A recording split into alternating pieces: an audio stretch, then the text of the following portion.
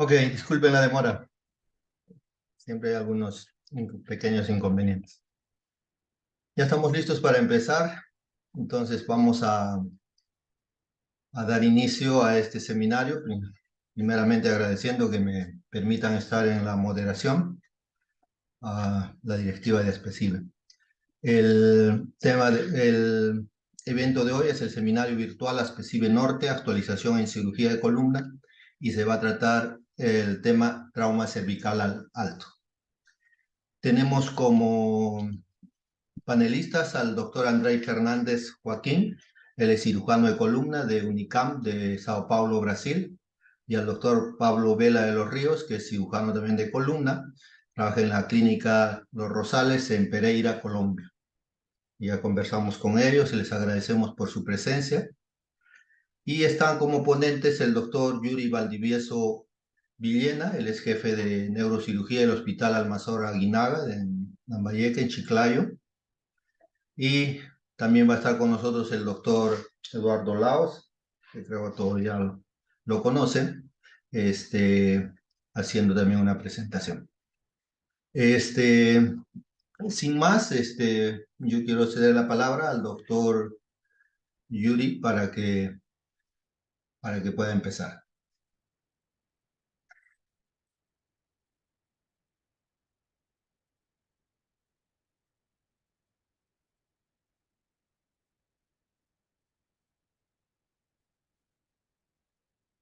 Muy buenas noches con todos. Muy agradecido por esta invitación y por esa oportunidad de compartir con ustedes. Me disculpo por los minutos de retraso. Estuvimos hasta hace poco operando. Y en esta oportunidad, bueno, para presentarles la clasificación de las fracturas cervicales altas, tuviera la posibilidad de ver si se está compartiendo Escucho con la muy pantalla. bajito. Muy buenas ¿Será noches. es- ¿Ahora me escuchan mejor? Buenas noches. No sé, Alfonso, ¿lo escuchas bien? No sé, hay algún... Sí, se escucha un Hola. poco. Bueno, a ver, no sé cómo mejorar mi audio. Voy a hacer un cambio un instante, a ver.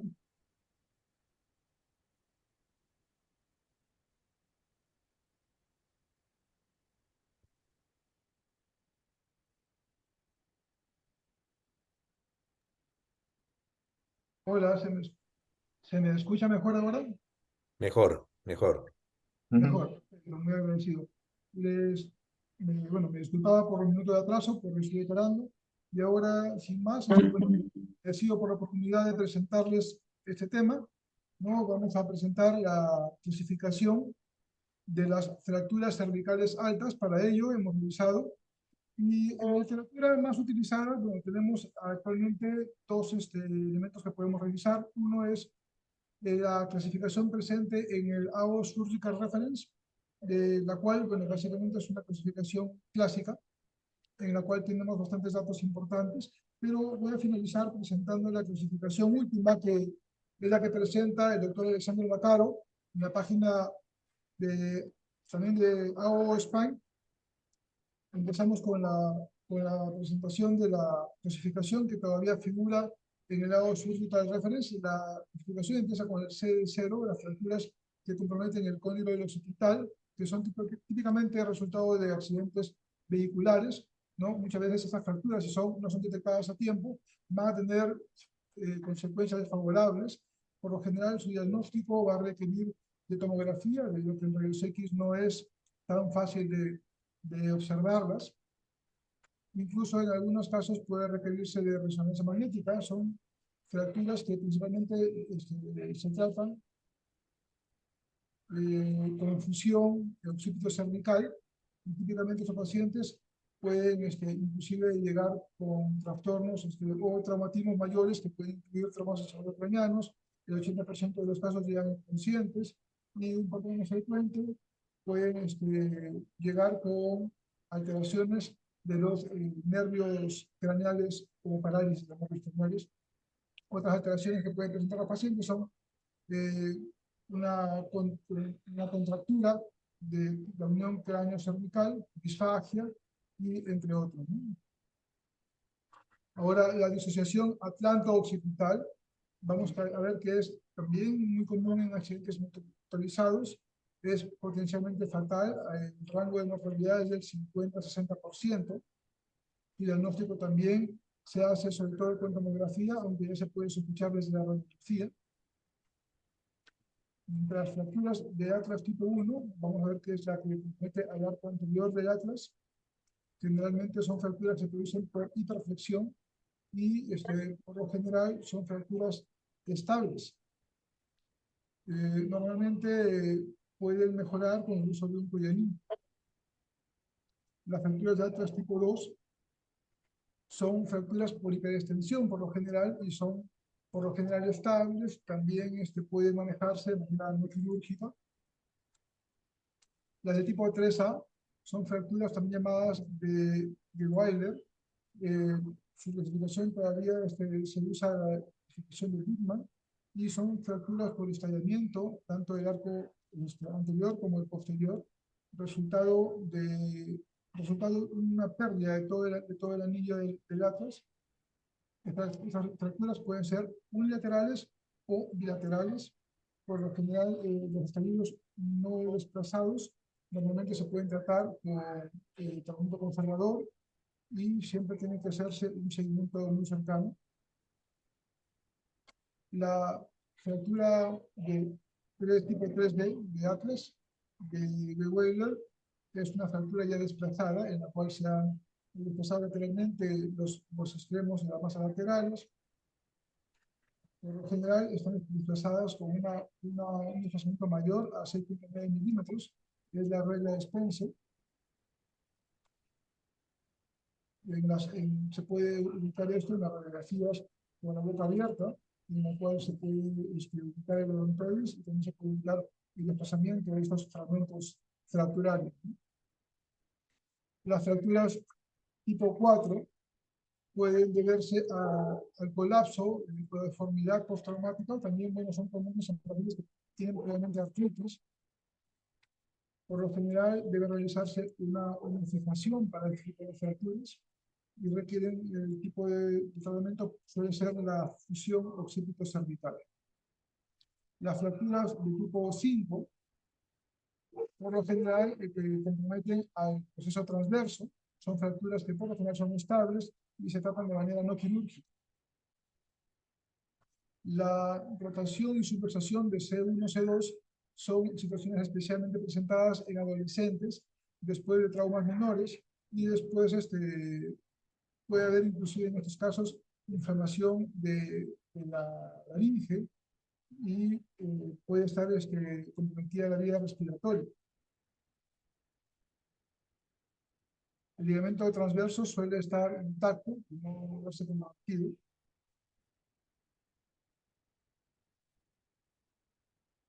En la C1, C2 dislocación puede ocurrir por traumas de diferentes tipos, por lo general también en accidentes de tránsito se produce latigazo, pero por lo general pueden producirse también con traumatismos menores en adolescentes, o pacientes con anormalidades congénitas, o pacientes con artritis reumatoidea.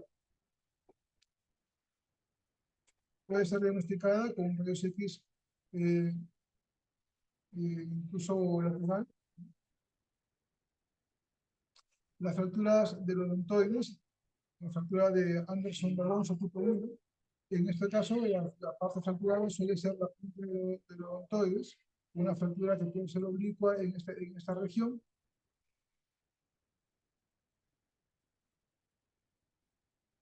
Y algunas veces el fragmento fracturario va a estar en contacto con el fragmento magno. Sin embargo, esto puede presentarse como una avulsión de ala del ligamento. La fractura de Anderson-Alonso tipo 2 son fracturas lineales, en las cuales el odontoides puede estar desplazado, o puede quedar en su posición por encima del cuerpo vertebral de C2. Esa fractura, por lo general, más del 21% de estos pacientes van a presentar una no unión si no son tratados de manera quirúrgica, y el tratamiento conservador, como repito, puede tener una falla en hasta un 21% de estos pacientes. La fractura de Anderson de Alonso tipo 3 está localizada también en la porción superior del cuerpo del C2 mismo, comprometiendo toda la odontoides. Por lo general va a ocurrir en el hueso esponjoso y puede solucionarse o aliviarse con tratamientos no quirúrgicos solamente en un 7% de los pacientes. Las fracturas del cuerpo de C2 pueden recibir diferentes direcciones, ¿no? Transversales, verticales, anteroposteriores o coronales. Las fracturas de Fendi tipo 1 suele ser una fractura aislada. La línea fracturaria suele comprometer a la lámina y pueden tener un desplazamiento, si el desplazamiento es menor de 3 milímetros, puede tratarse de manera conservadora. En las de Fendi tipo 2, por lo general el desplazamiento es mayor de 3 milímetros y suele haber ya una lesión en el disco por debajo del axis. El cuerpo del axis suele estar desplazado en extensión.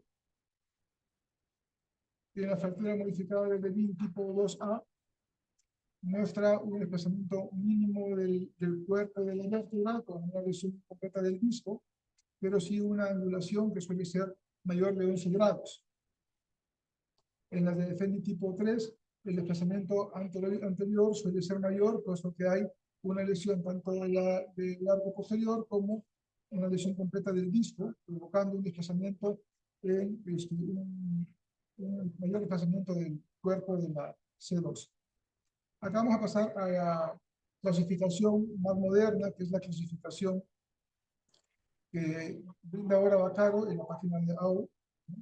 Vamos a ver que en esta clasificación básicamente se indica que hay 3 tipos de fracturas cervicales altas. La fractura tipo 1, que compromete al cóndilo del occipital y la unión occipito-cervical. Dentro de esta, la fractura tipo 1A es una lesión aislada solamente del óseo, del cóndilo. Podemos ver acá algunos ejemplos en tomografía, tanto axial, coronal como sagital.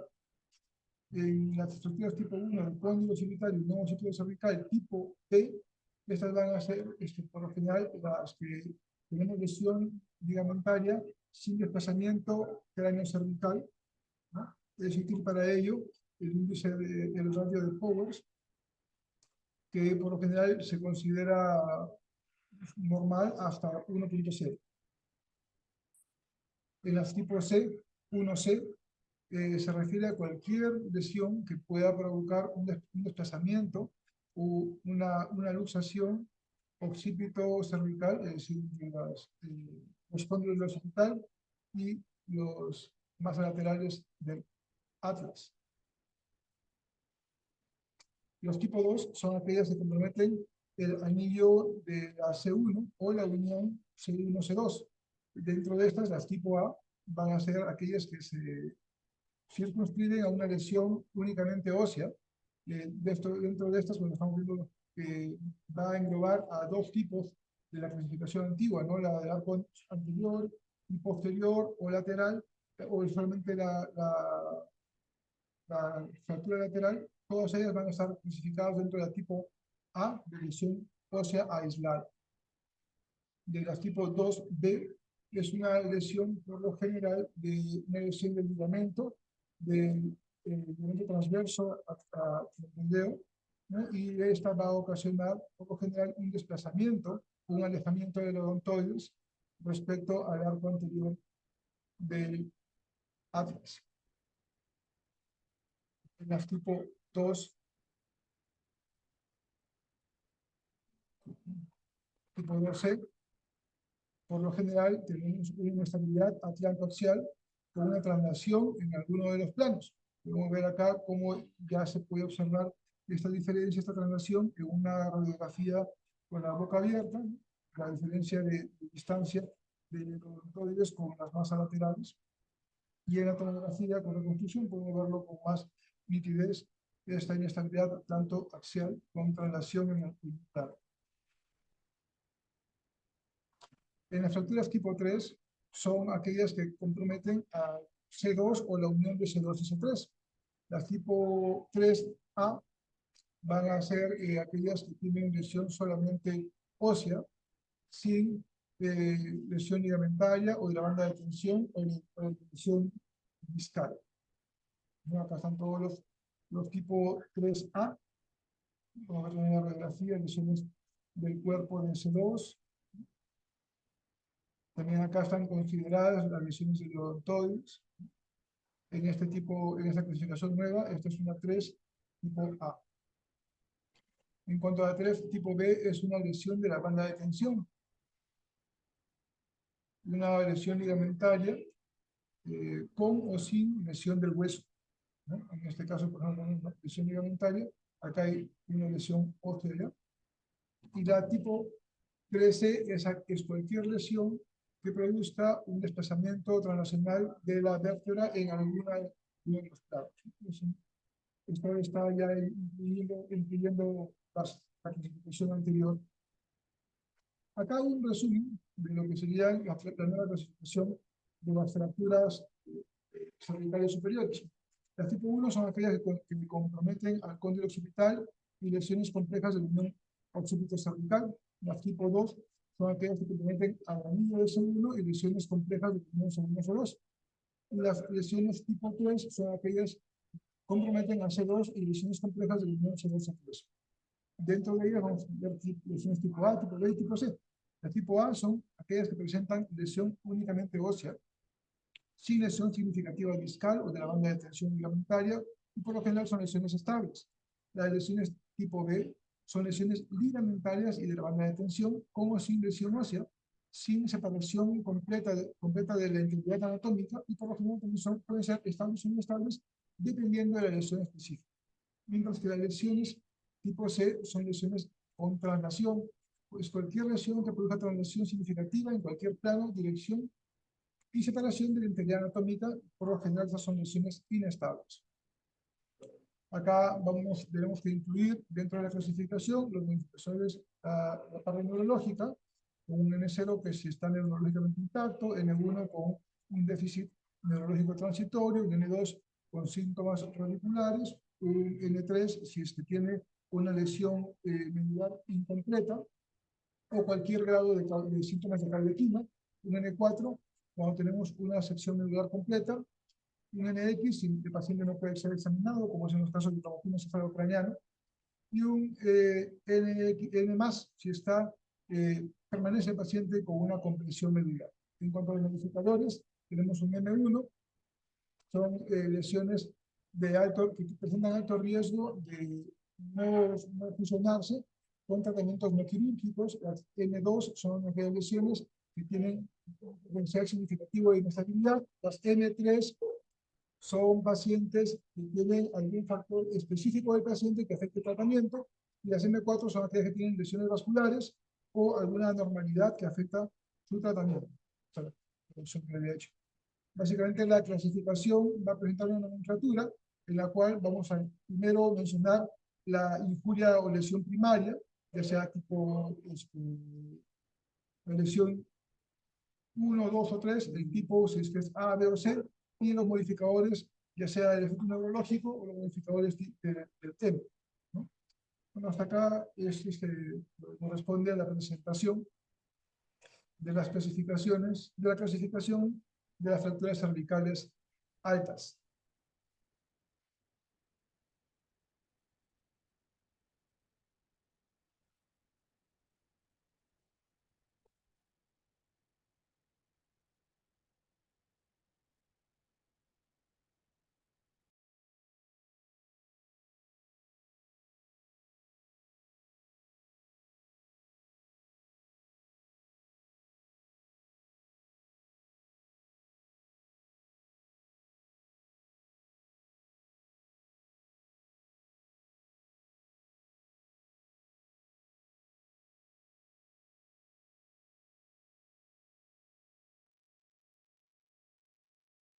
¿Cómo están? Buenas tardes. Hola, Yuri, ¿qué tal?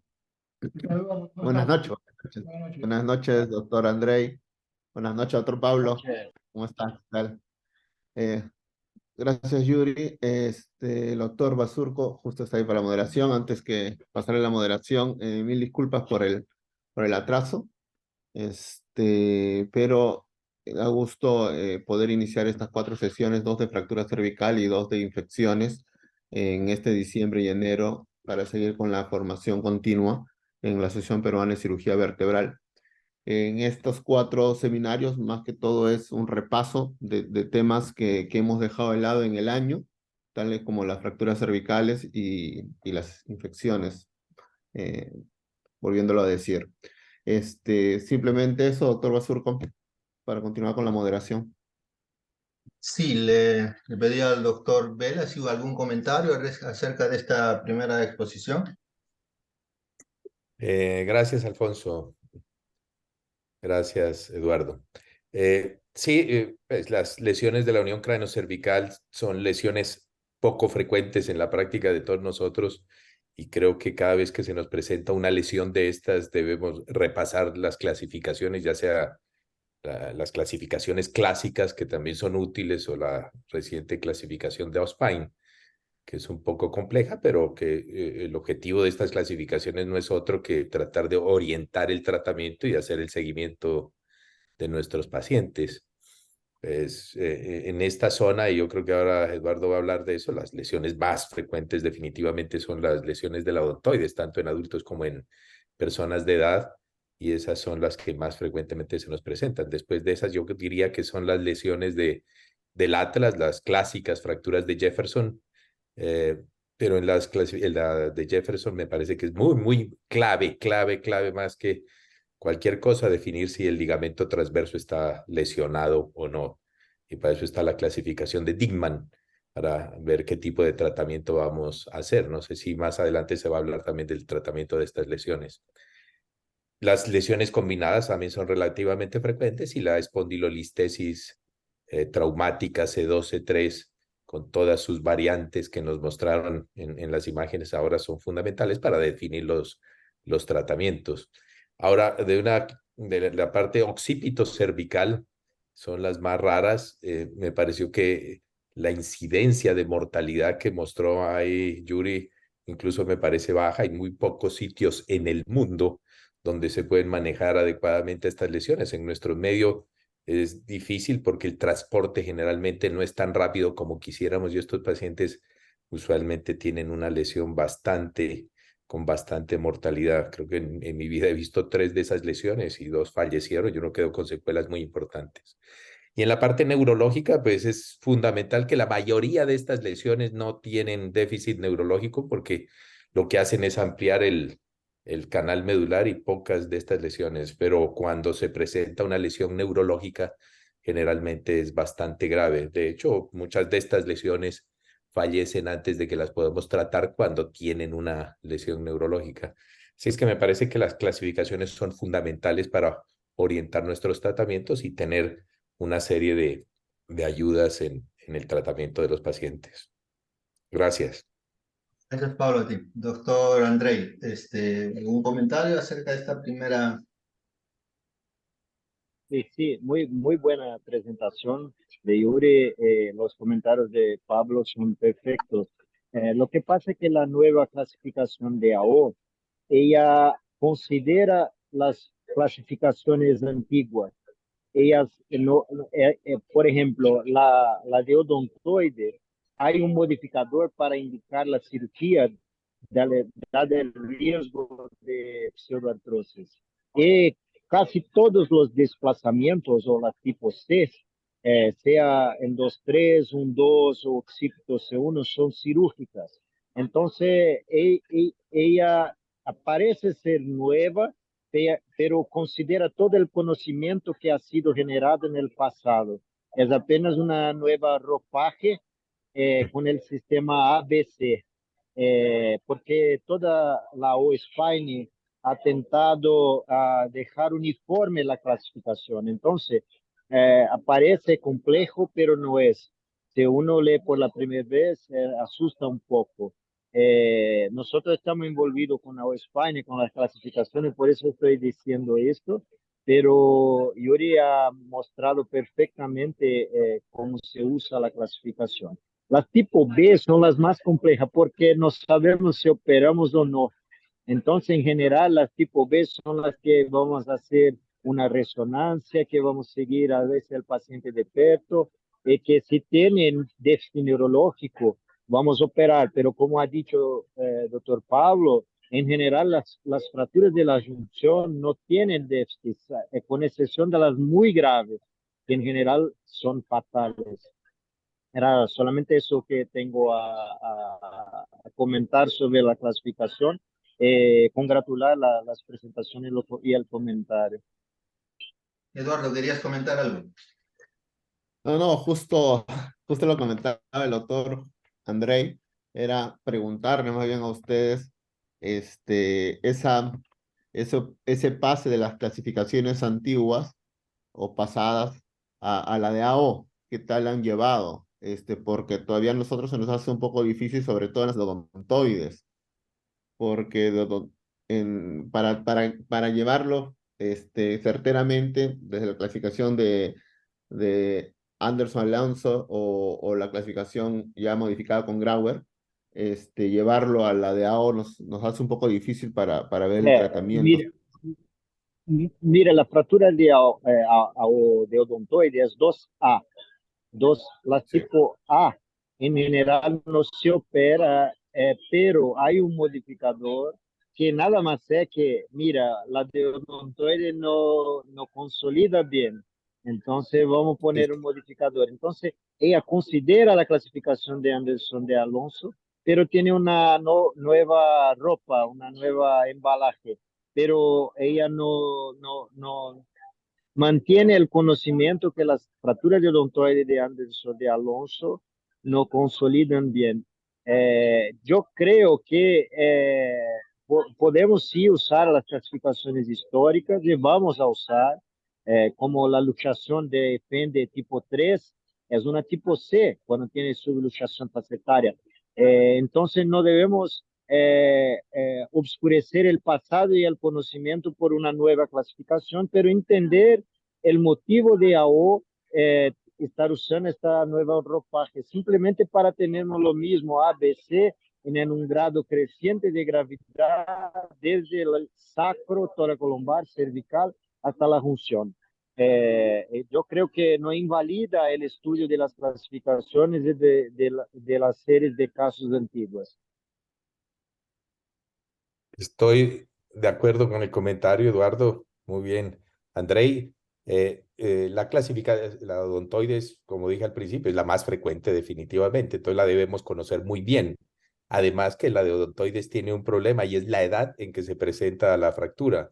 Son dos picos muy claros en los cuales el tratamiento, independiente de la clasificación, varía en forma bastante importante. Una cosa es tener una fractura tipo 2A de Grauer en un joven de, no sé, 23 años, 30 años, y otra cosa es tener la misma fractura no desplazada en una persona de 75, 80 años. Entonces, fíjese que la clasificación es muy importante y orienta el tratamiento, pero debemos conocer el comportamiento epidemiológico de cada una de estas fracturas. Perfecto, perfecto. Ah, ahora, otra cosa es la dirección de la fractura. Si es A, B o C. Ustedes saben que la tipo C no va bien con un tornillo anterior y entonces tenemos que modificar nuestro tratamiento. Así es que sí, en esta zona siguen siendo útiles conocer bien las clasificaciones y claro, la de Auspein es muy buena porque agrupa todo y es fácil desde el punto de vista de seguimiento de los pacientes tener bien clara la clasificación, pero no debemos dejar por lado, y en eso estoy de acuerdo con Andrei, que las clásicas siguen siendo muy útiles para evaluar también nuestro paciente al principio y al final del tratamiento. Así es que el consejo es, cada vez que tengamos una fractura de estas, estudiar bien las clasificaciones clásicas, la de Auspein, para que definamos un mejor tratamiento. Ok, Yuri, ¿algo más que agregar? ¿Algún comentario de tu parte? Sigo por los comentarios de los colegas, ¿no? Bueno, justamente esa fue la intención de presentar ambas, ¿no? No presentar solamente la última de AO. considerando que justamente el espíritu de esta nueva clasificación es unificar y hacer más sencilla la clasificación. Ha unido de repente varias de los tipos que estaban separados antes y los está colocando dentro de un solo tipo, pero un poquito más ordenado. Creo que con el tiempo y con el uso vamos a ser más rápidos en esta clasificación. Obviamente los modificadores que mencionan los colegas respecto a la indicación quirúrgica son muy importantes y bueno, son la razón básicamente de poder entender y aprender una clasificación es orientarnos hacia la conducta quirúrgica con el paciente, ¿no? Les agradezco a todos por la oportunidad y por sus comentarios, así que quedo muy agradecido. Ok. Sí, bueno, de mi parte igual, pienso que más que todo uno va a entender la utilidad, lo útil o no útil que es una escala usándola. Entonces, cuando la ve por primera vez, lógicamente, la vuelve a repetir y como estas son fracturas que son un poco frecuentes de presentación, pocas veces la usa, entonces siempre es un poquito, el análisis un poquito duro, ¿no? Pero si el uso es constante, se hace más fácil y creo, sentiría yo también que la clasificación de AO es bastante útil. Ok, Eduardo, continuamos.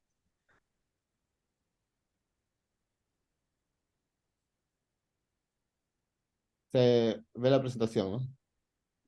Sí. Ok.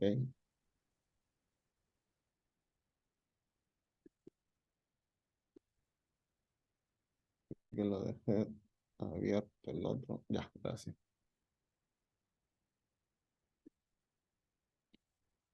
Bueno, antes de empezar, para invitarlos al curso SILACO, que se va a desarrollar el 26 y 27 de enero en la ciudad de Lima. Están invitados, el principal tema va a ser la enfermedad degenerativa en columna del adulto, en la columna lumbar, y que va a ser enfocándose en la deformidad, en la escoliosis del adulto, pero se van a atacar otros tipos de deformidad. Esperamos que nos puedan acompañar. La página pues a través de SILACO, a través de ASPECIBE, para mayor información y para, si gustan, las inscripciones. Pueden copiar el QR también que está ahí para que les lleve a las páginas correspondientes. Como les decía, estos son un grupo de 4 seminarios, 2 de fracturas cervicales, 2 de espondilodicitis, y el día de hoy me toca presentar sobre el manejo de fracturas de odontoides, que he puesto algo resumido, y lo otro es brevemente algo sobre el manejo de la fractura de Atlas. Una vez que termino odontoides, creo que paro un ratito para que haga comentarios y que no nos perramos en esto. Cabe señalar también que yo estoy de acuerdo en que la clasificación de AO es importante, no solamente para la próxima, por occipito cervical en realidad, sino porque une todo lo que es la columna hasta el sacro y se trata de dar la idea de que A es óseo, de que C es evidentemente quirúrgico porque hay traslación, y el B siempre es el complicado porque va a haber algunas variantes, pero donde nos va a indicar que hay o no alguna lesión ligamentaria, que nos obligue o no nos obligue a hacer la cirugía. Sin embargo, mi ponencia va a ir más a las clasificaciones antiguas y tenemos acá el caso clínico, empezando con un varón de 15 años, en el cual tiene un accidente de tránsito, no, a través jugando en un travesaño, va a tener una cervicalgia moderada, intensa, con irradiación occipital. Luego de un mes de eso de persistir, porque el paciente no es de Lima, recién acude a un hospital ya en la ciudad de Lima, donde le hacen una radiografía y por el diagnóstico que le hacen, lo envían a nuestro hospital. Le habían puesto un collarín Filadelfia al momento que nosotros lo vemos, no hay déficit neurológico, evidentemente dolor cervical alto, sobre todo la movilización activa y pasiva. Y como vemos en la imagen, agrandándola, vamos a tener una línea de fractura justo en el odontoides, en la base del odontoides, en donde también permanece con alguna leve angulación. Esta imagen ya tiene un mes, hay que considerar eso. La resonancia magnética que nosotros creo que tratamos de sacar, si bien es cierto, una fractura de odontoides sola no tiene una gran incidencia de una lesión ligamentaria del ligamento transverso, Igual nosotros tratamos de hacerlo, estaba intacto, como era de esperarse, y teníamos también la resonancia en esta parte donde vemos que no hay solución de continuidad del ligamento transverso.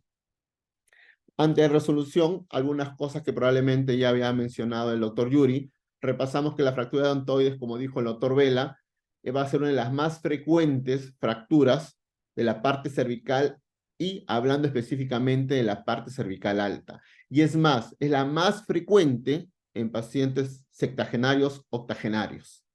El mecanismo es una flexoextensión exagerada y se asocia con déficit neurológico en varias series, tan pequeño como un 2%, como en alguna serie puede haber hasta un 20%, pero en sí es mínimo el margen. El diagnóstico tiene que ver la sospecha clínica de una caída, ya sea en paciente joven de alto impacto o en paciente añoso, si quieren llamarlo así, de bajo impacto, pero que continúe con dolor cervical o dolor occipito cervical.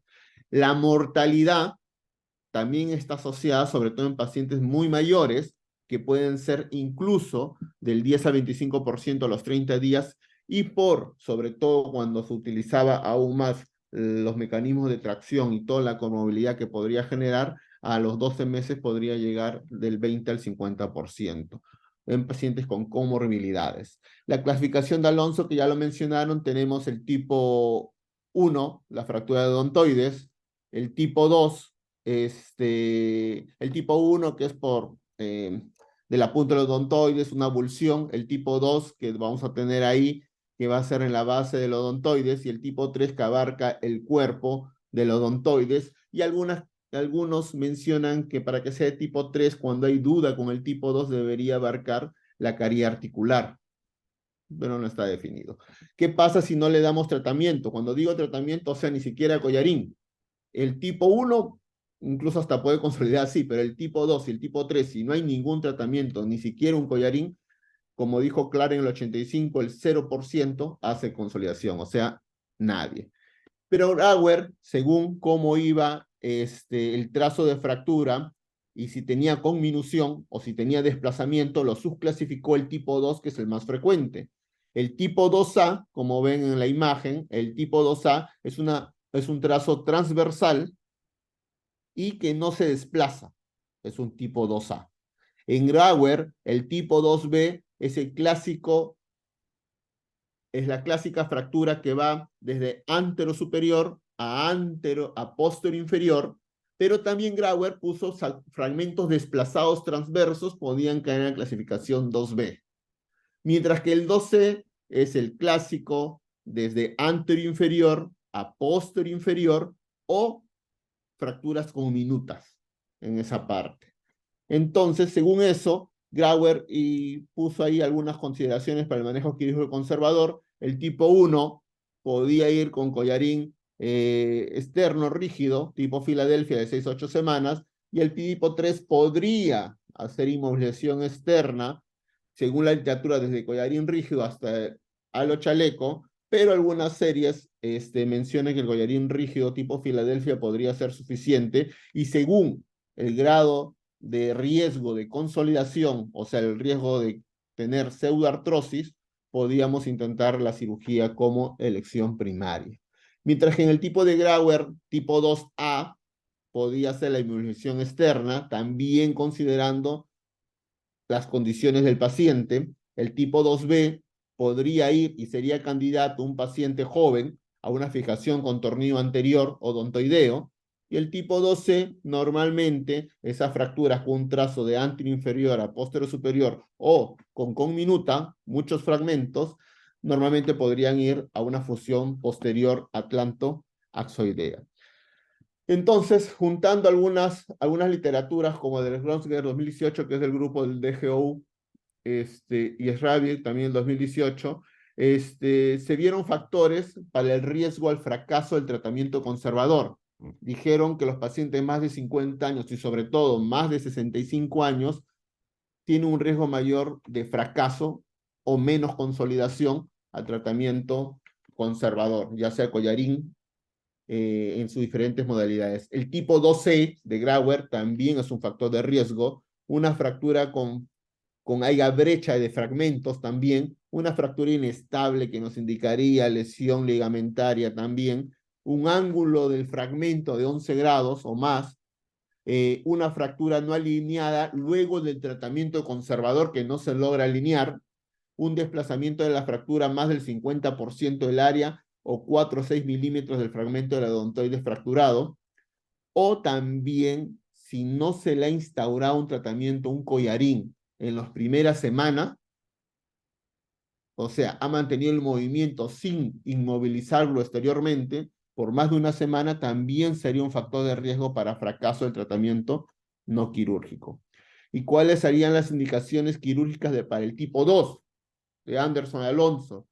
Mayormente indicarían a indicaciones quirúrgicas a los pacientes mayores de 50 años, justamente por lo de la consolidación que mencionaron y que mencioné en la diapositiva anterior, pero hay que tener en cuenta que sí, es cierto que los pacientes de 80, 90 años tienen mala consolidación, pero lamentablemente también son los pacientes que tienen mayor morbilidad a un tratamiento quirúrgico. Entonces hay que tener mucho cuidado e individualizar al paciente. Normalmente el 2B y el 2C van a tratamiento quirúrgico, la fractura con desplazamientos más de 5 milímetros también, una brecha vertical de más de 2 milímetros, una lesión del ligamento transverso, ni qué decirlo, damos la reducción, ya sea con el collarín Filadelfia estable o con el halo, y no hay una reducción aceptable, también indicación quirúrgica, y con ello el fracaso del tratamiento ortopédico, o sea, no consolidación después de 6 a 8 semanas de la inmovilización. Por ejemplo, eso lo unimos y tratamos de hacer alguna especie de algoritmo para ver qué pacientes se podía ir a cirugía o qué pacientes indico la vía anterior o la vía posterior. Por ejemplo, tengo una paciente de 60 años que tuvo una caída, el fragmento al medir era 5 milímetros de desplazamiento, y lo primero es clasificar la fractura. En este caso, lo clásico vamos a utilizar, y como tiene una fractura en la base del odontoides, va a ser de tipo 2. Luego de ahí, aplicamos lo de Grauer, y Grauer me indicaría si es transversa es un 2A, pero como tiene un desplazamiento de 5 milímetros o más, pero en este caso 5 milímetros, lo clasificaríamos como 2B. No por el trazo oblicuo de la fractura, sino por el desplazamiento. Y esa es la clasificación de Grauer. Entonces, conservador o quirúrgico, y hay otras cosas como por ejemplo la paciente tenía osteoporosis ya como diagnóstico. Entonces vemos que nos inclinamos por el tratamiento quirúrgico básicamente porque una o más de estas se cumplían. Es una fractura 2B, en este caso, un desplazamiento más de 5 milímetros, una edad mayor de 50 años.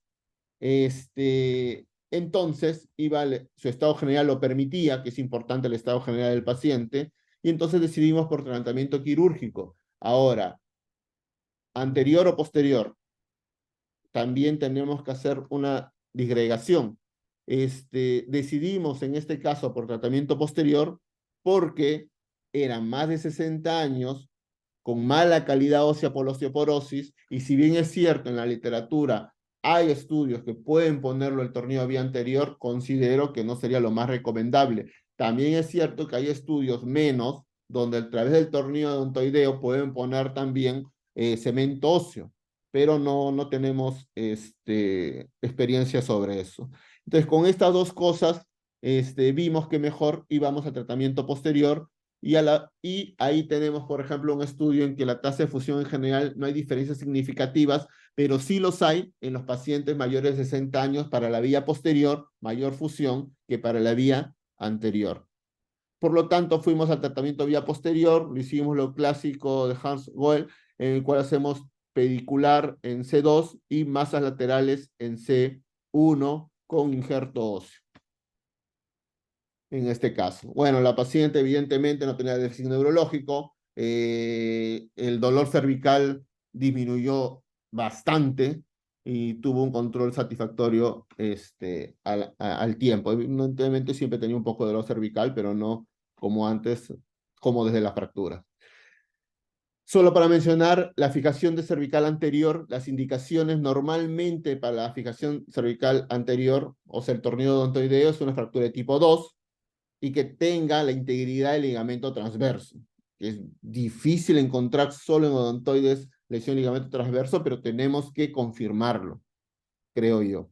Entonces, para el tornillo odontoideo hay que acordarnos un trazo de fractura 2A, si es que lo llevo a cirugía, o 2B, o sea, transversa, desplazada, podría ser o disculpen, de antero superior a póstero inferior, que tenga a la maniobra ante la cirugía o intraoperatoria una reducción adecuada, no me puede quedar desplazado, evidentemente, para poder colocar el tornillo odontoideo, que no tenga o tenga casi nada de conminución, que tenga buena calidad ósea sería lo mejor, y evidentemente que yo tenga una adecuada visión radiológica.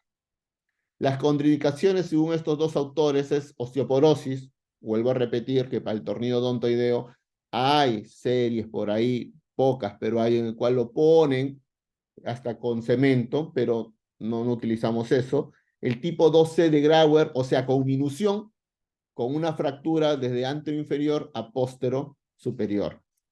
Que no sea reducible, que haya un pequeño fragmento de hueso caudal, una cifosis severa que no puede inclinar el cuello del paciente para poner el tornillo odontoideo, y fracturas crónicas de más de 6 meses que han fallado el tratamiento conservador, no es lo adecuado de tornillo odontoideo.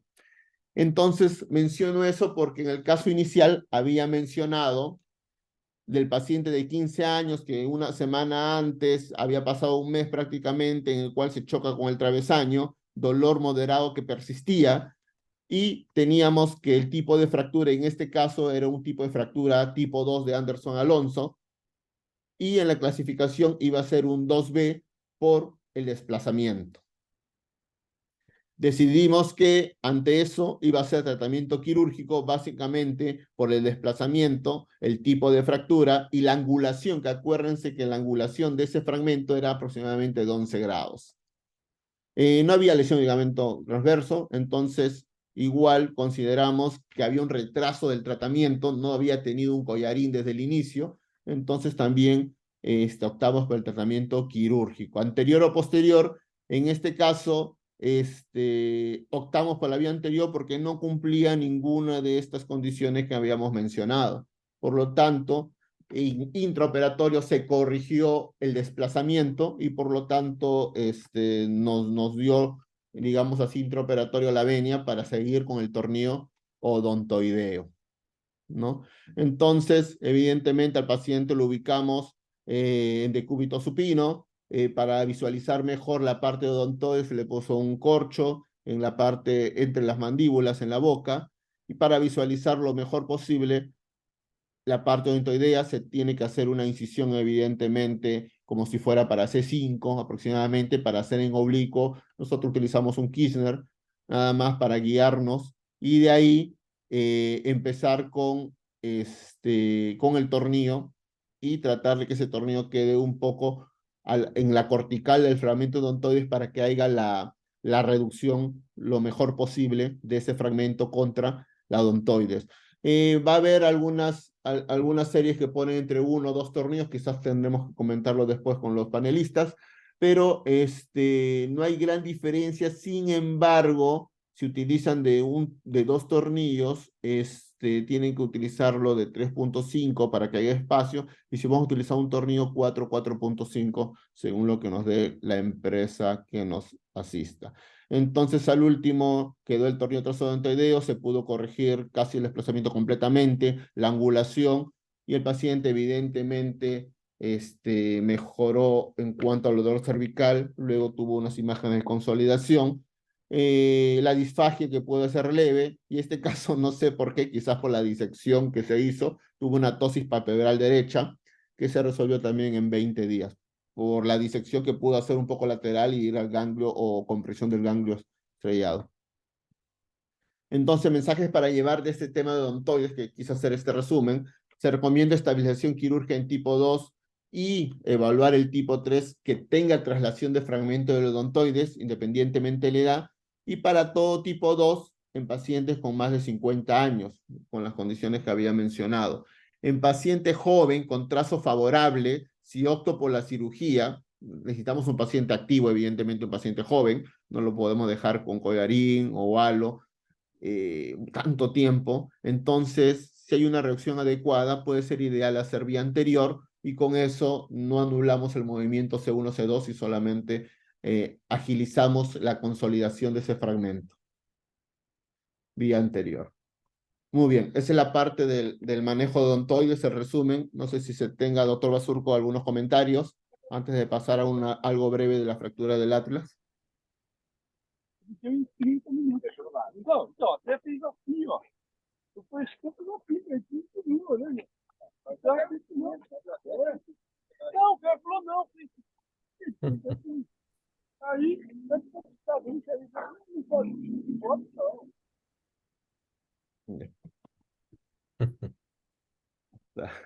André, creo que...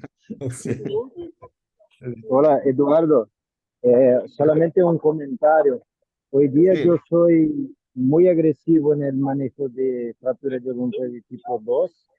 En general, yo sé que es posible tratar con un colar cervical, pero yo prefiero, yo discuto eso con el paciente. En general, yo indico el tornillo anterior en jóvenes, porque es más simple es tratar con un tornillo do que después tener que hacer una fijación posterior y evoluir con pseudoartrosis. Y para los pacientes más viejos, hay una revisión sistemática reciente que la tasa de suceso es mejor con la vía posterior, con menos problemas de disfagia. Entonces, para pacientes con desplazamiento o con edad en general, yo prefiero la vía posterior y para jóvenes la vía anterior, como a mostrar en su presentación. Sí, yo también justo con el caso del caso optamos normalmente también por pacientes jóvenes, trazo favorable, la vía anterior. Es cierto que la literatura dice que se puede hacer con collarín, rígido, pero igual nosotros vemos entre comillas, la factibilidad de la vía anterior y creo que puede tener un regreso a la vida a la vida normal, diaria, más rápido, utilizando el collarín y esperar 6 a 8 semanas a ver si consolida o no, pero evidentemente hablando con el paciente. ¿Comentario, Pablo? Estoy de acuerdo en términos generales con todo lo que se ha dicho. Esta fractura es bastante frecuente. Estoy de acuerdo con André. Yo cada vez creo que opero casi todas las fracturas tipo 2, independientes si están desplazadas o no, porque he tenido y he visto hasta osodontoideo postraumático por falta de fusión espontánea de este tipo de fracturas. Así es que una osteosíntesis como el tornillo anterior, pues es una cirugía bastante satisfactoria para la calidad de vida del paciente con una tasa de fusión bastante alta. Ahora, actualmente yo vi que utilizas un solo intensificador de imágenes. Yo utilizaba hasta hace un tiempo un solo intensificador, pero ahora ya puedo utilizar 2 intensificadores y eso ahorra muchísimo tiempo quirúrgico porque uno puede hacer el abordaje mucho más rápido. Y en pacientes relativamente añosos, mayores de 60 años, pero hombres, donde le veo una buena calidad de hueso entre 60 y 65, 70 años, también utilizo la vía anterior sin mayores dificultades. Hombres con una calidad de hueso relativamente buena, que usted la puede medir con la tomografía y las unidades Hounsfield.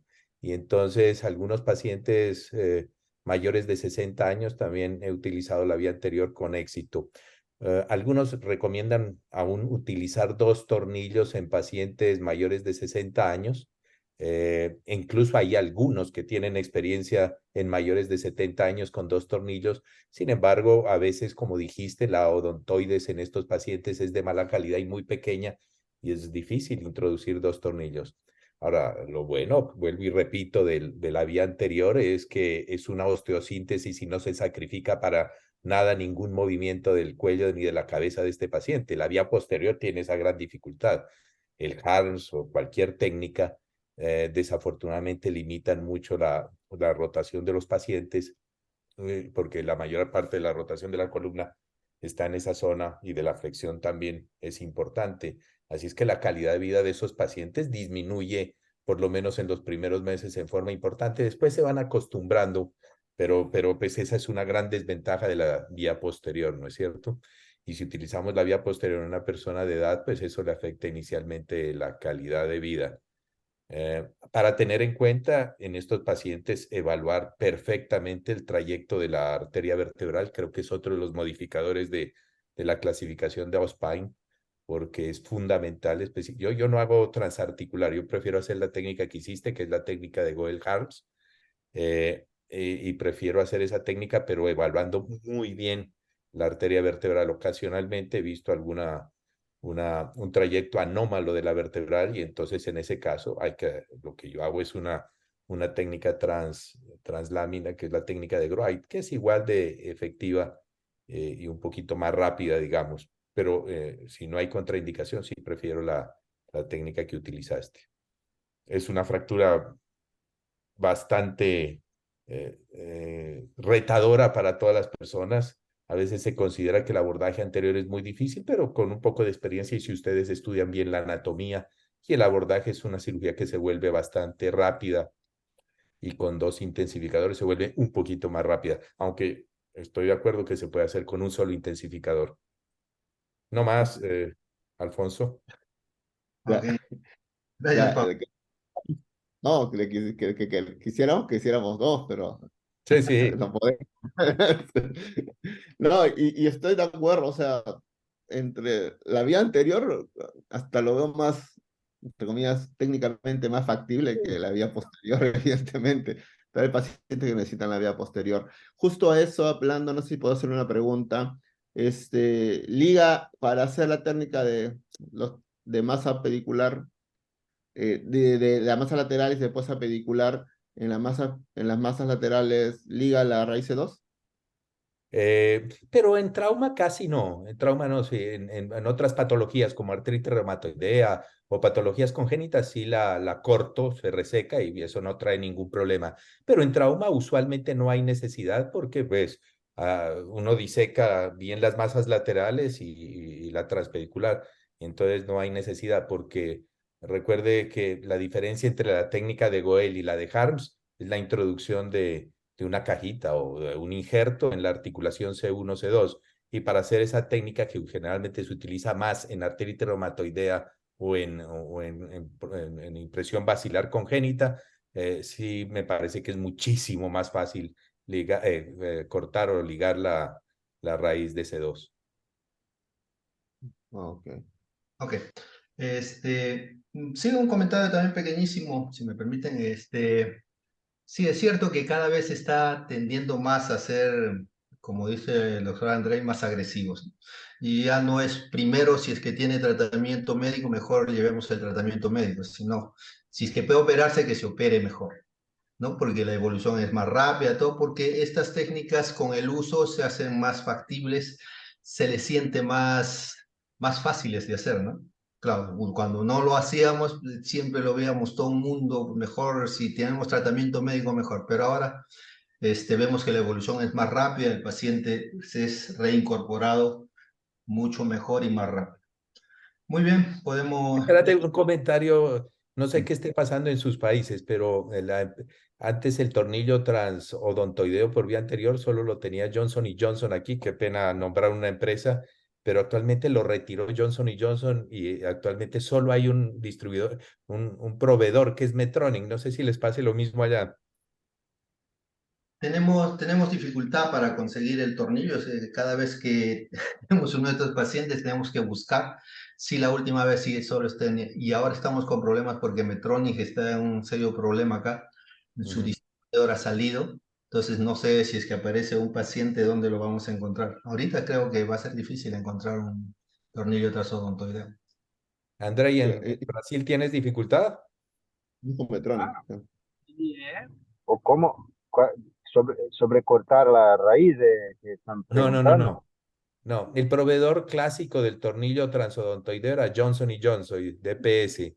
En Colombia, DPS retiró ese tornillo, me imagino, porque la baja frecuencia de uso, y actualmente solo lo tiene Medtronic.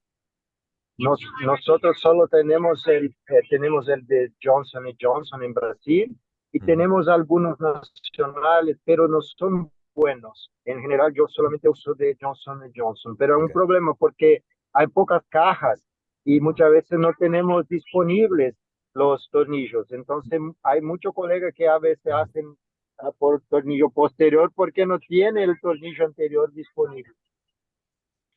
Claro. Me corrijo, también acá Johnson Johnson tiene ahora, lo recorre ahora último, sí. Ahora sí, sí lo tiene Johnson Johnson. Ok. Ujú. Sí, pero son las dos nomás, no tenemos muchas opciones.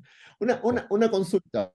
Siempre se ha dicho, pacientes de 80, 90 años no van a consolidar, pero el tratamiento de por sí también es de alto riesgo. ¿Qué hacen? ¿A qué llevan primero ustedes? Pues hombre, hay que valorar bien el estado de calidad de vida de la persona, los síntomas que tenga y pues si el estado de calidad de vida no lo permite, pues no. Yo creo que hay que intentar desafortunadamente el manejo médico, pero si hay buena calidad de vida y todas las evaluaciones de calidad de vida son favorables, la cirugía de Harms o de vía posterior es la elección en mi opinión. Pero depende de la calidad de vida, indudablemente, ¿no? Porque uno a veces ve personas de 90 años que tienen un funcionamiento muy bueno y creo que no hay contraindicación para la cirugía. Ok, sí, sí. Ok, Muy Eduardo. bien. Ok.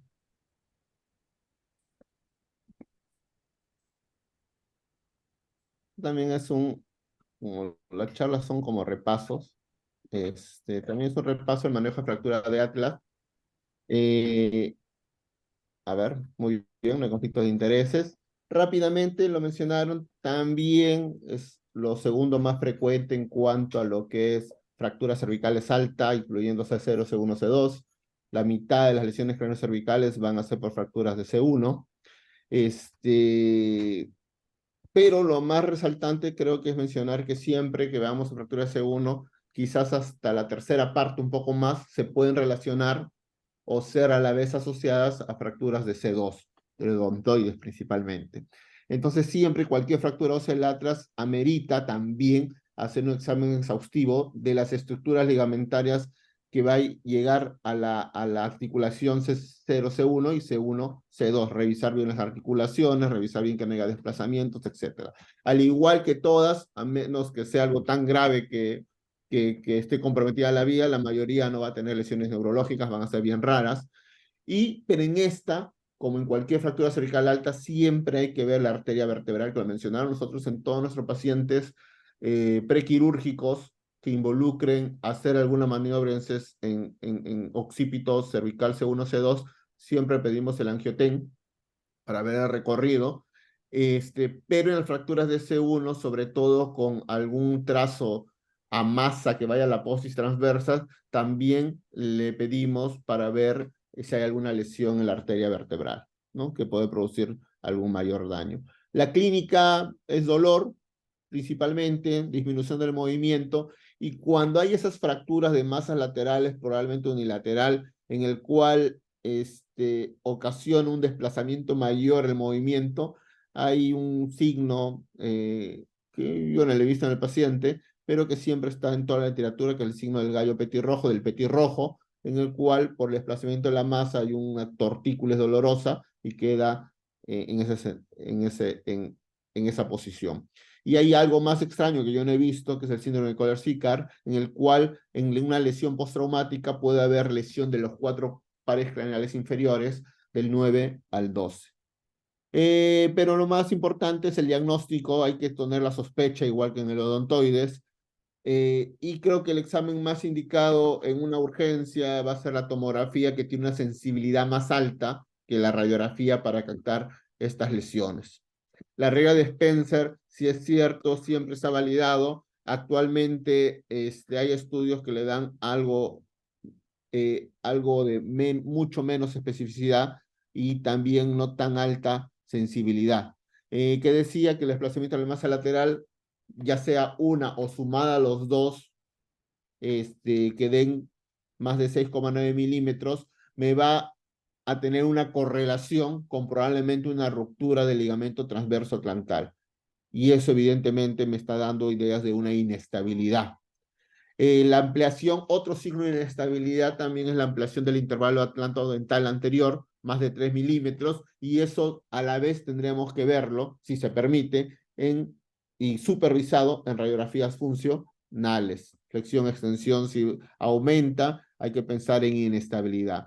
La fractura de Jefferson no la voy a tratar, ya lo ha hablado Yuri, pero hay que recordar para ver después el manejo en que las líneas rojas que ven ahí va a ser la unión del arco anterior con las masas laterales, la línea celeste punteadas también va a ser la unión del arco posterior con las masas laterales del atlas de C1, y son los puntos que se fracturan justamente esas uniones en sobre todo las compresiones axiales, simétricas a veces para hacer el estallido, pero a veces los accidentes no son tan simétricos, van más unilateral, van más en oblicuo, la carga es más un lado que el otro, hay cizallamiento y se pueden comprometer las masas laterales que están en círculo celeste, se pueden comprometer los tubérculos mediales donde se insertan el ligamento transverso que están en flechas rojas, o las transversas y con alto, con algún riesgo de lesión de la arteria vertebral, lo que está en las apófisis transversas en flechas naranjas.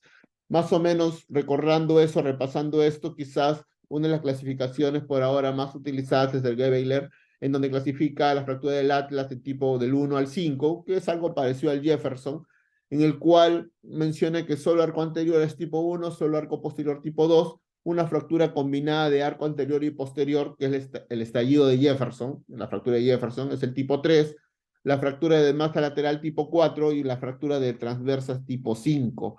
Pero lo más importante quizás sea mencionar que esta fractura combinada del arco anterior y posterior, que es la tipo 3, se clasifica, hay una modificación y se clasifica en A y B. En A cuando es estable, cuando no hay lesión del ligamento transverso, y en el B cuando es inestable, cuando hay lesión del ligamento transverso, y ahí empezamos a aplicar lo que mencionó el doctor Vela, la clasificación de Diekmann. O sea, acá tengo en la figura, en la 1, una fractura del arco anterior, Gebeler 1, el 2 es posterior, el 3 se dividen en dos, 3A y 3B. 3A es una fractura en estallido sin lesión del ligamento transverso, y el 3B es una fractura en estallido con lesión del ligamento transverso. Y ahí se clasifica esa 3B, que es inestable, en Diekmann tipo 1, cuando hay una ruptura del propio ligamento intraligamentario, y esa 3B inestable se clasifica en tipo 2 según Diekmann, cuando hay una avulsión del tubérculo, una avulsión de la inserción del ligamento. Y eso es importante para pensar e individualizar el tratamiento. Entonces, prácticamente, de todas las 5 de Gebeler, las inestables vienen a ser la 3, y principalmente la 3B, que tengo que ver la fractura o no. Entonces, se hace un pequeño cuadro, y evidentemente, tradicionalmente quizás han empleado collarín duro, pero en realidad la evidencia para Gebeler 1, solo arco anterior, Gebeler 2, solo arco posterior, 5, la apófisis transversa, normalmente decían un collarín duro tipo Filadelfia, pero la evidencia menciona que puede hasta utilizarse un collarín blando por 6 semanas. Pero en el Gebeler 5, como es transversa, siempre hay que excluir una lesión arterial vertebral, de la arteria vertebral. El Gebeler 4, que es de la masa lateral, hay como primera opción, incluso si no está desplazado y es solamente una línea horizontal o un fragmento pequeño, se puede utilizar collarín cervical blando, según la evidencia, pero si hay desplazamiento, incluso se puede utilizar el halo chaleco por 12 semanas como una opción, pero ahí hay que anotar que 12 semanas con el halo chaleco es importante. Hay algunos que mandan ya la cirugía, pero sobre todo se manda la cirugía si es un split. Si la masa lateral está en split y hay desplazamiento, puede llegar a tener una deformidad mayor a pesar del tratamiento conservador y se envía a la cirugía. Hasta ahí, Gabler 4. Ahora me voy a Gabler 3. Acuérdense que se clasifica en que no hay ruptura del ligamento como 3A y ruptura del ligamento o lesión ligamentaria como 3B. Si no hay ruptura del ligamento,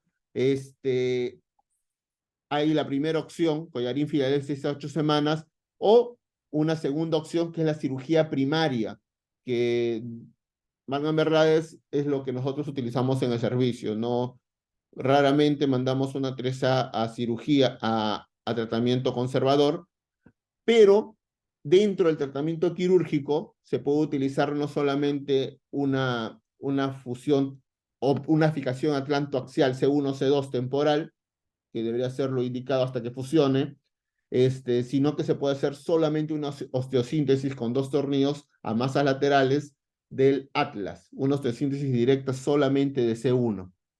Igual, si yo empleo el tratamiento conservador, debo buscar datos adicionales como luxación, ver la pseudoartrosis después de 6 a 8 semanas y signos de inestabilidad trantoaxial para estar seguros de que no sería mejor la opción una cirugía, de que sería mejor la opción una cirugía.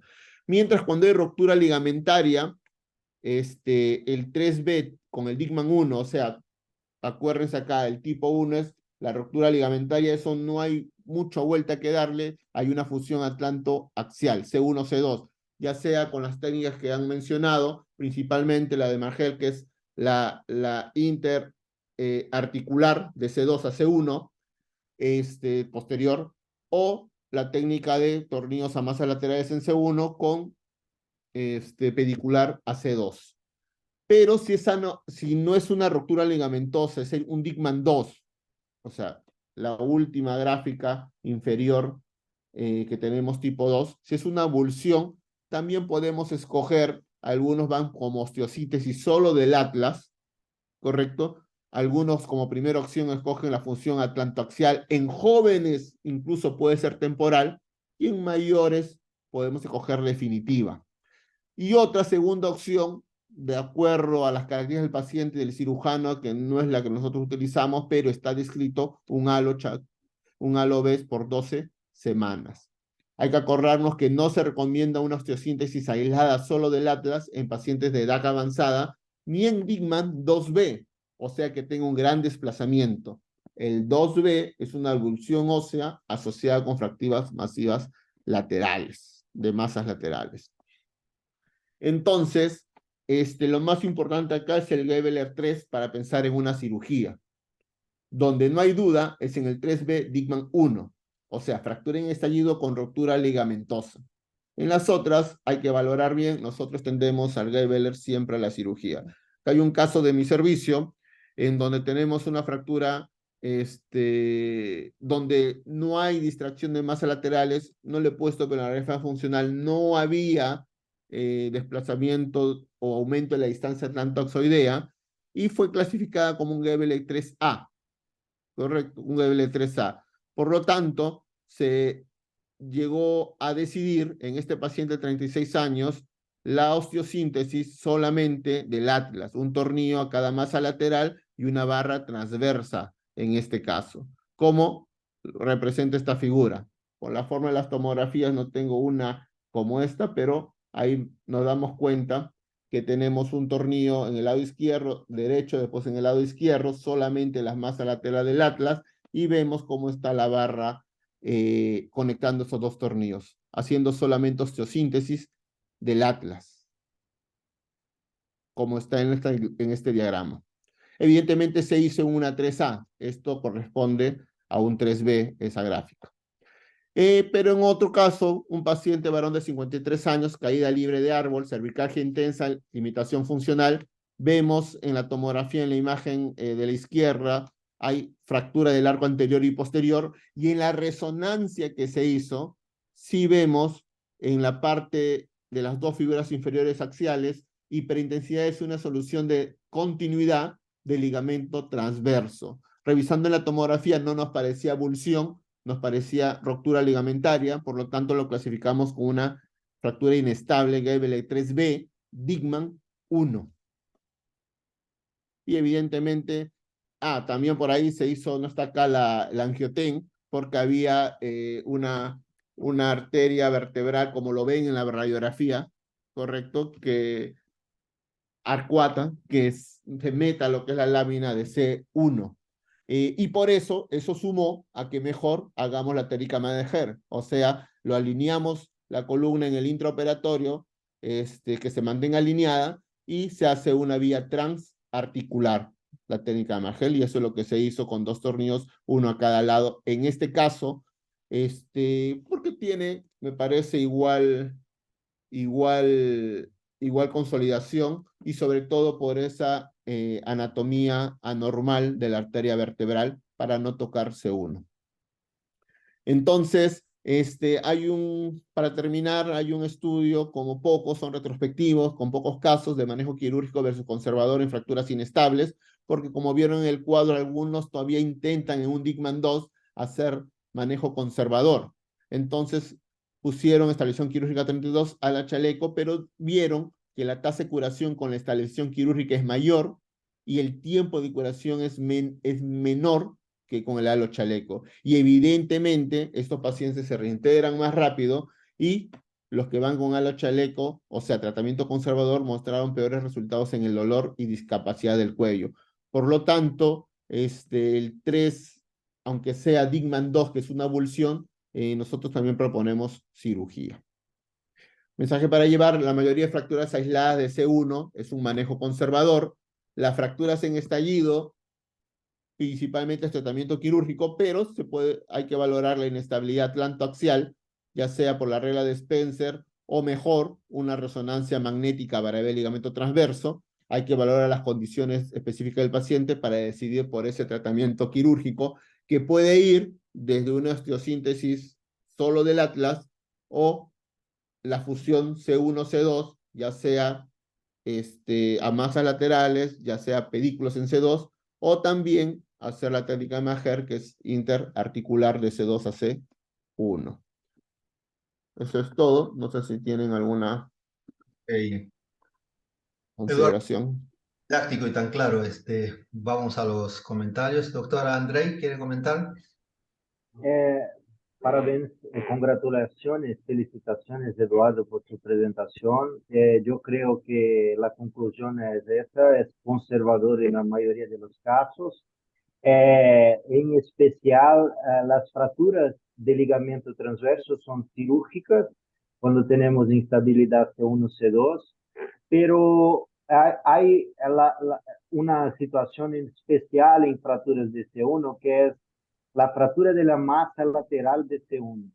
Esa es una fractura especial porque muchas veces cuando tratada no cirúrgicamente, el paciente evoluye con deformidad cervical. No hay tanto riesgo neurológico, pero nosotros hemos visto algunos pacientes con deformidad del cráneo, deformidad coronal del cráneo.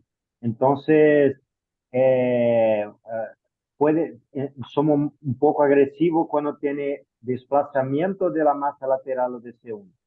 Ese desplazamiento puede ser tratado con C1, C1, a veces C1, C2 o a veces occipito C1, C2, porque nosotros ya tuvimos casos que el paciente llega un poco más tarde a la unidad de referencia, no que va a ser el tratamiento definitivo, y ya llega con el cráneo con una deformidad coronal, con 3, 4 semanas de fractura. Entonces tenemos que hacer el reposicionamiento cráneo-cervical. Entonces, especial atención en general para la audiencia. Yo estoy de acuerdo, conservador en la mayoría de los casos, C1, C2 para lesiones de ligamento transverso, y una atención especial para las fracturas de la masa lateral de C1, en especial las que tienen un desplazamiento grande. Ok, gracias, doctora Andrei. Pablo, ¿un comentario? Gracias. Sí, en las fracturas del atlas es fundamental y clave diagnosticar si hay una lesión del ligamento transverso. Eso es lo que va a cambiar el tratamiento de estos pacientes. Y el diagnóstico se hace ya sea a través de las medidas indirectas, que son las medidas de 9 milímetros o más fácil en el TAC, es tomar este tipo de medidas para ver si hay hallazgos indirectos de la lesión del ligamento transverso, o actualmente con las resonancias pues se puede hacer un diagnóstico más preciso. Sin embargo, también en el TAC se ve la lesión ahí del tubérculo que señaló muy bien Eduardo, y entonces uno asume que hay una lesión del ligamento transverso. Otro signo importante es el desplazamiento lateral de la odontoides, o el desplazamiento anteroposterior de la odontoides. Ese es otro signo que debemos tener en cuenta y es muy importante en este tipo de pacientes. Ahora, definitivamente otra cosa que ha cambiado la evolución y el tratamiento de los pacientes con fracturas del atlas es la osteosíntesis C1-C1, porque pues esta osteosíntesis cambió un poco también la evolución de estos pacientes en el posoperatorio, y el resultado es bastante bueno. La única, entre comillas, contraindicación, porque son lesiones que no es común y es mucho más rara la lesión tipo Dickman 1 que la tipo Dickman 2. Entonces, la mayoría de pacientes se puede resolver con este tipo de cirugía. Otra cosa es cuando ya hay una deformidad tardía, o cuando ya hay una lesión un poco diferente y que necesite. Yo nunca he tenido que ir hasta el occipital en este tipo de lesiones, pero con lo que acaba de decir Andrei, pues seguramente algún día se presentará ese caso, porque la calidad de vida cuando uno va al occipital es así que cambia más radicalmente, pero pues si hay una deformidad tardía hay que hacerlo. Otra cosa que me parece bien importante es que recuerden que esta técnica que está mostrando ahí Eduardo, que la vemos, la osteosíntesis por vía posterior, inicialmente fue descrita por vía anterior. Debe ser una técnica bastante difícil, pero está descrita, y creo que la describió Harms también por vía anterior, y hay unas imágenes con los tornillos por vía anterior y un arco ahí por detrás de la faringe. Entonces, no me la imagino esa cirugía, pero la osteosíntesis original del Atlas fue hecha de esa forma. Y lo que dice Eduardo, siempre, y es una recomendación, evaluar los trayectos de la arteria vertebral, porque eso nos puede cambiar el tratamiento de forma importante. Y si no lo hacemos bien, nos puede cambiar el estrés durante la cirugía, porque una ruptura de la vertebral pues es una situación bastante estresante, y que puede traer consecuencias si tenemos la mala suerte de que esa arteria es dominante, ¿no es cierto? Pero me parece muy bueno el resumen que hizo Eduardo, y también felicitaciones por la presentación. Bueno, un detalle importante, la clasificación de Weyeler es buena, pero acuérdense que hay alguna, y creo que el caso que mostraste no es en 4 fragmentos, era en 3 fragmentos, y fíjate que tenía lesión del ligamento transverso. Así es que no siempre las 1 y 2 son tan estables como pensamos, porque si hay ligamento del transverso cambia totalmente el manejo del paciente. Y finalmente, si yo tengo que pensar en ponerle un halo best a un paciente, decido cirugía. Me parece que las complicaciones del halo best son más graves que las mismas complicaciones que puede tratar la cirugía. Entonces, prefiero cirugía si alguien o pensamos que puede hacer de tratamiento con halo best. Prefiero la cirugía. Yo tuve un paciente, un cirujano, yo tuve un cirujano que operé hace 2, 3 meses. Él tuvo un desplazamiento de C1 sobre el cóndilo, se quedó lateral y fue fijado en esta posición. El cirujano que hizo la primera cirugía no logró poner en la posición correcta porque la masa de C1 ha esmagado. Lo que pasó es que consolidó torto con la posición del cuello lateralizada y él no conseguía más operar, era jueves.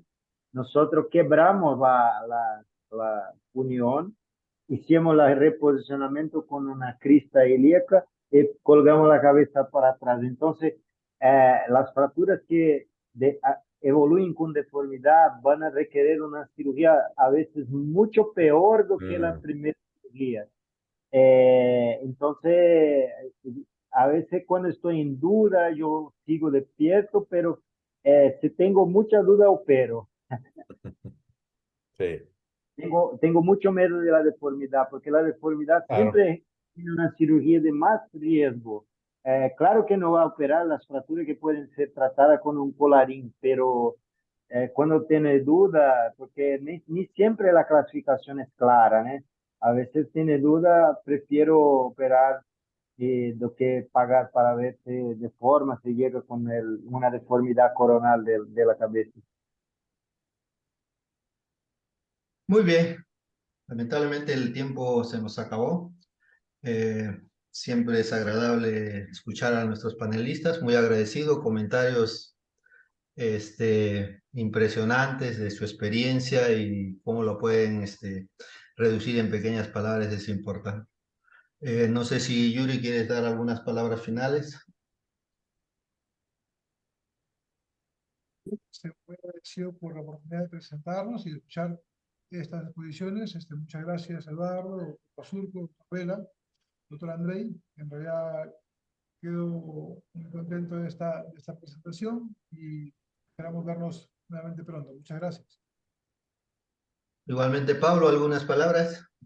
No, simplemente muy buena la sesión. Agradecerles a todos ustedes por la invitación, Eduardo, Alfonso, todos los que nos invitaron a esta sesión y haber compartido con André y con todos ustedes, pues esta noche fue muy agradable. Felicitaciones a Yuri por la presentación inicial. Y Eduardo, pues ya es un veterano y presenta unas charlas muy buenas. Felicitaciones.